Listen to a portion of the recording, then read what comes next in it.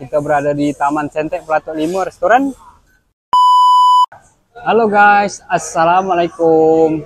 Jumpa lagi dengan saya Rizal. Oke, hari ini 20 hari bulan. Hari ini suasana open house. Oke, sekarang kita nak tengok suasana kedai kita hari ini. Ini semua ada booking. Ini ada 10 orang. Oke, siapa-siapa yang nak booking boleh datang sini. Taman Sentek Pelatuk 5 restoran Jaino. Hari ini full.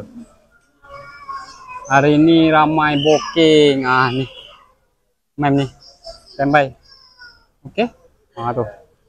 Tak cukup meja. Ini ada booking nih. Dia order berapa set? 10 set. Semua dah ready. Tinggal makan je. Datang tinggal makan je.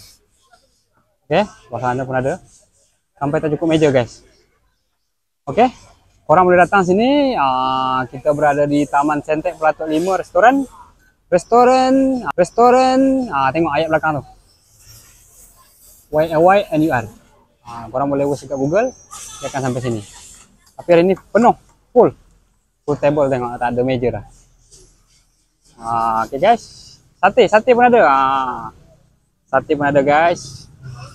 Oke, sekarang kita nak tengok lagi dalam. Ni ada booking nih. Dah booking. Dua booking 10 set. Ni ada. Roti canai pun ada. Roti canai, sardin semua ada kat sini, tengok. Mana-mana yang tak nak makan berat-berat boleh makan ringan-ringan.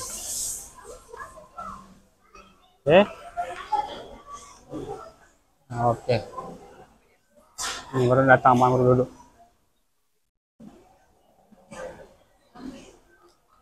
Oke guys, boleh jemput datang.